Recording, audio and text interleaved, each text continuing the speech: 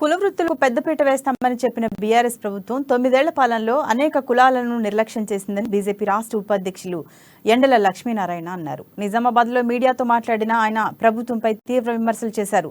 కుల వృత్తుల వారికి కేటాయించిన భూములు బీఆర్ఎస్ పాలనలో అన్యాక్రాంతం అవుతున్నాయని, వాటిని ప్రభుత్వం పట్టించుకోవటం లేదని మండిపడ్డారు. పాడి పంటలను నమ్ముకున్న రైతులను నట్టేట ముంచారని, ముఖ్యంగా నమ్మకానికి మారుపేరైన విజయ డైరీకి తీవ్ర నష్టం కలిగించారని ఫైర్ అయ్యారు.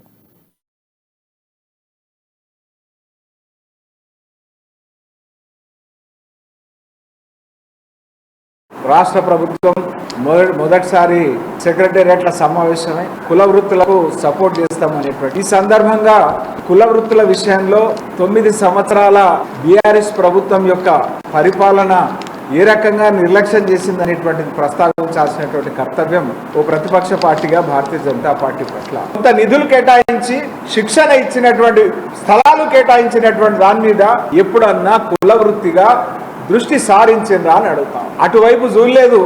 ఆ కేటాయించినటువంటి భూములు కొన్ని దగ్గరలో కనుమరుగైతున్నటువంటి పరిస్థితి ఉంది. మీ నాయకులు దానికి బాధ్యులవుతున్నటువంటి పరిస్థితి. వ్యవసాయదారులు పాడి పరిశ్రమను నమ్ముకుంటారు. ఇవాళ ఒక నమ్మకానికి మారుపేరు విజయ డైరీ. ఈ పోటీ పడుతున్నటువంటి దాంట్లో క్వాలిటీకి మారుపేరుగా ఉన్నటువంటి విజయ డైరీకి రైతులు పాలు సరఫరా